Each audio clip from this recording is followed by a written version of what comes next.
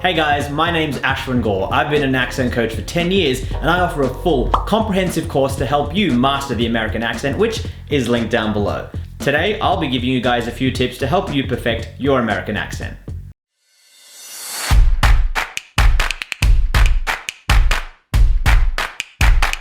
So, I've had a lot of requests for people asking for a video that just give a few quick tips to help better your American accent. This is really for those who have already been working on their American accent, whether it's through my course, the videos on YouTube, or any other lessons and learnings you guys have been doing. These tips here are designed to take your accent from good to great to perfect. So let's get straight into it. Tip number 1 is making sure you're aware of placement.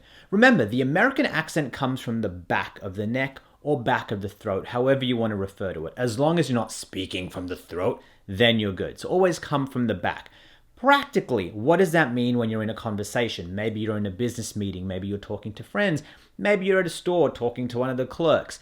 When you want to come from the back of the neck, it's important to understand the feeling. What you can do when you're in a conversation, if you feel like you're slipping forward back into your natural accent, is to literally move your head back slightly. You can move your body back slightly, just to remind yourself to come from the back of the neck. For example, let's say we're having this conversation here and I'm like, uh-oh, I sound super Australian. All I have to do, just kind of put my neck back, remembering to come from the back of the neck. This physical adjustment allows me to recall where the back of the neck is and really sit in that seat of the American accent. Another thing you can do, let's say you feel yourself slipping forward in a conversation, is actually to look up. By looking up, you're literally using gravity to force the sound to come from the back. For example, here we are in our conversation. Let's say you ask me a question about what I'm doing today. I feel like I'm slipping forward. I might just look up and go, I think today is going to be a day where I'm going to work from home, whatever it is. So by looking up, it forces the sound to go down and come from the back. So use the technique of physicality. You don't have to ever feel that when you're doing your American accent and you're slipping forward, oh no, I'm falling forward, I don't know how to fix it. Take your time, take a sec, adjust, put your neck back. Now I'm not saying you got to put your neck back all the time or literally speak like this. All I'm saying is use that slight adjustment just to get back into the seat of the American accent. Tip number 2 to help you better your American accent is to pay attention to your ER words. A lot of times, a lot of my clients find themselves falling flat on the ER words. So for example, a word like over, they're saying over. And the sound is really strong. So let's say your American accent is pretty perfect, everything is great, and then you say over. That sound sounds like an explosion. It's really, really loud. So remember to really pay attention to the sound. Now, when you're making the ER sound, you don't want to use too much of your jaw or your lips to create the sound. You don't want to go over and really try to muscle the sound. That should happen with the jaw being completely still, the lips being slightly parted. So you don't want to go because then again, you're muscling the sound. Pay attention to the ER sound because that sound is in so many of the words because ER doesn't only happen at the end, there are also ER sounds in the middle of words. Pay attention to that one. Tip number 3, this is a biggie, American rhythm.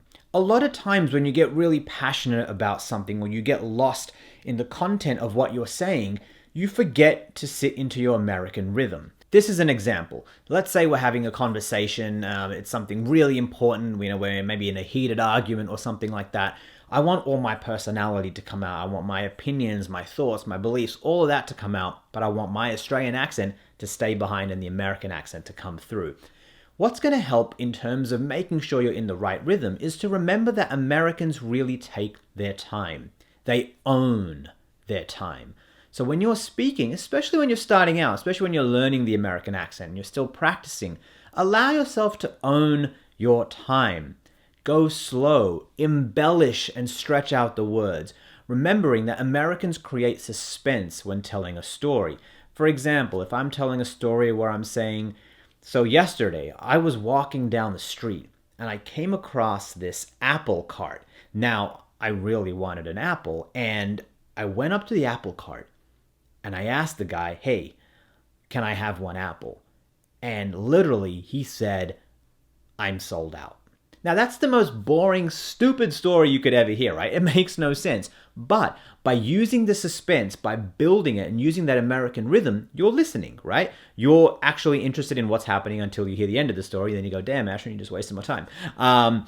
But what that helps you do is to take your time and to be able to sit into your rhythm. Now, when you're telling a story like that, people aren't going to go, whoa, why are you speaking so slowly? Because it's still going to fall within the American rhythm. Now, obviously, don't go way too slowly that you sound like a robot or that something's wrong. Own your time, allow the words to embellish. Another thing to remember in terms of rhythm is don't let us hear your rhythm. And this is what I mean by that. A lot of times, especially if you look at my previous videos or if you've done my Udemy course, you'll know that you got to break up your rhythm using rhythm marks, using the rules of 3, 6, 9. If you intentionally take a long pause at your rhythm, people are going to go, wait, this sounds funny. For example, the first sentence from the Good Will Hunting monologue, why shouldn't I work for the NSA? The rhythm goes, why shouldn't I work for the NSA? So those pauses are going to involve and kind of show the American rhythm. If you take too long of a pause, why shouldn't I work for the NSA? I can hear that you're trying to do rhythm. So always remember, you can take a slightly smaller pause. Why shouldn't I work for the NSA? Why shouldn't I work for the NSA? You're still hitting that rhythm, but you're not showing me your work. It's the equivalent of doing a math problem, but showing me all your working out. We don't want to see the working out in this case. We just want to see the solution, which is the American rhythm. And the final quick tip to get a better American accent is simply mirroring. What does that mean? What is mirroring? For those of you who have studied communication, who have studied negotiations, you know what mirroring is. But this is the simple version. When you're talking to someone, especially if they're American, and you feel like your rhythm is falling apart, you feel like your R's are getting softer, you feel like you're not coming from the back of the neck, listen intently to how they're speaking. Not only the content of what they're saying, but how they're saying it. And then literally copy them. You can repeat the last few words they've said, include that into your sentence, and then copy their rhythm, copy their style of voice, copy the musicality that they're using, as long as they're American, to that way get into your own American rhythm. When all else fails, mirror. So those are some quick tips to help you get a better American accent when you're out in the field. Of course, keep doing your drills, practice your techniques. Practice, practice, practice means you're just going to get better, better, better. But these tips should hopefully help you when you're in the moment doing an American accent while you're having a conversation. Thanks for watching, guys. Hopefully those tips put you on the path to achieving a perfect American accent. For more tips and advice, don't forget to subscribe to this channel, and for the full course on mastering the American accent, click the link below and check the description for a coupon code.